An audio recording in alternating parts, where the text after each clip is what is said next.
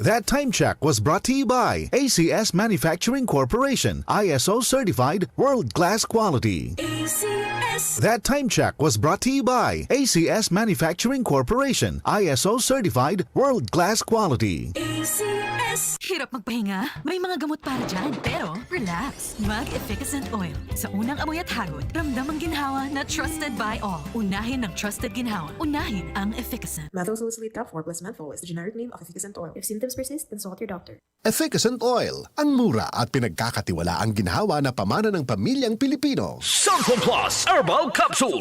Ako si Joseph. 5 years na akong Santon Plus Herbal Capsule user. Walang ibang gamot na nakapagpagaling sa aking cirrhosis of the liver, kundi Santon Plus Herbal Capsule lang. The best talaga. Santon Plus Herbal Capsule. Mabibili sa mga butika. Sabi, pag si girl in love, you see it in her smile. Pag lalaki in love, you see it in his eyes. EO Executive Optical. Expert eye care. State-of-the-art facilities. Girl, have your eyes checked and see the love. Bea Alonzo here, EO Executive Optical. Love your eyes.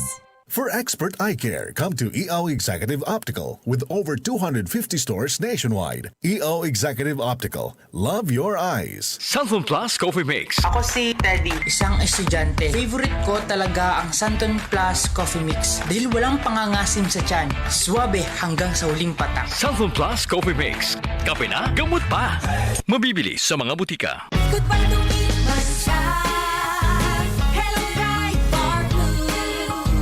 Isang labanan yan. Bright Bar Blue. Pride Bar Blue with powerful stain-away enzymes. Malupit magtanggal ng dumit mancha pero di masakit sa kamay. Goodbye to me, Masya.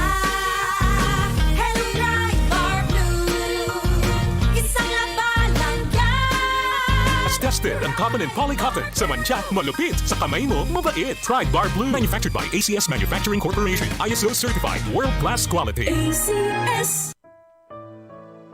Pagbasa sa Aklat ng Kawikaan, Kabanata 10, Talata 1 hanggang 32, ang mga kawikaan ni Solomon. Ang matalinong anak ay ligaya ng magulang, ngunit tinik sa dibdib ang anak na mangmang. Ang yamang buhat sa masama ay di papakinabangan, ngunit ang katuwiran ay maglalayo sa kamatayan. Ang matuwid ay binibigyan ni Yahweh ng kasiyahan, ngunit ang masamay kanyang ginugutom naman. Ang kamay na tamad ay tiyak na magdarahop, ngunit magbubunto ng yaman ang kamay na masinop. Ang nag-iimba kong tag-araw ay nagpapakilala ng katalinuhan, ngunit ang natutulog kong anihan ay nag-iipon ng kahihiyan. Ang matuwid ay mag-aani ng pagpapalat kabutihan, ngunit ang bibig ng masama ay nagtatakip ng karahasan. Ang alaala ng matuwid mananatili kailanman, ngunit pangalan ng masamay tiyak na mapaparam. Magandang payo ay tinatanggap ng pusong may pangunawa, ngunit kapahamakan ang wakas ng mangmang na masalita. Ang namumuhay ng tapat ay pinaghaharian ng kapayapaan, ngunit ang may likong landas ay malalantad balang araw. Ang malilikot na mata ay lagi sa kaguluhan, at ang bibig na maluwang hahantong sa kapahamakan. Ang bibig ng matuwid ay bukal ng buhay, ngunit labi ng masama ay nagtatakip ng karahasan. Sa hari-saring kaguluhan ang bunga ng kapuotan, ngunit ang pag-ibig ay pumapawi sa lahat ng kasalanan. Sa labi ng may unawa matatagpuan ang karunungan, ngunit sa likod ng isang mangmang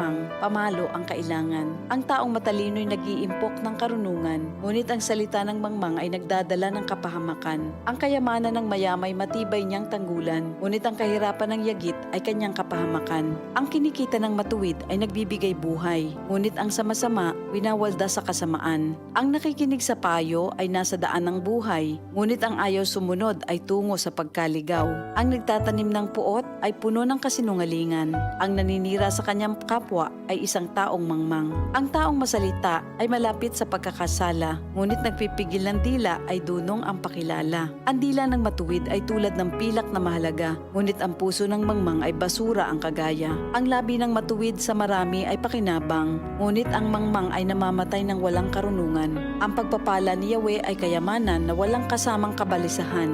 Ang paggawa ng kasalanan ay kasiyahan ng masama, ngunit ang mabuting asal, kasiyahan ng may unawa. Ang kinatatakutan ng masama ay magaganap sa kanya, ngunit ang hangarin ng matuwid ay matatamo niya. Tinatangay ng hangin ang taong masama, ngunit ang matuwid ay gusaling di magiba. Kung paanong ang usok ay nakakaluha, ang suka ay nakakangilo, gayon ang tamad na alipin sa kanilang mga amo. Ang paggalang at pagsunod kay Yahweh ay nagpapahaba ng buhay, Ngunit ang mga araw ng masama ay hindi magtatagal.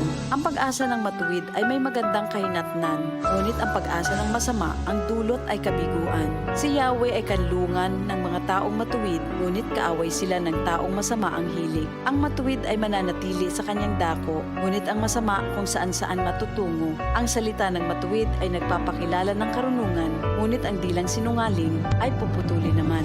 Ang salita ng matuwid ay palaging angkop, ngunit ang salita ng masama ay puro paninira. Ito ang salita ng Diyos.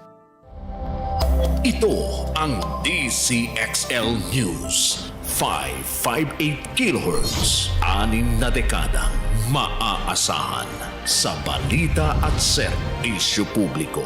Ang himpilan ng RMN Network sa Mega Manila. Live sa radyo at online.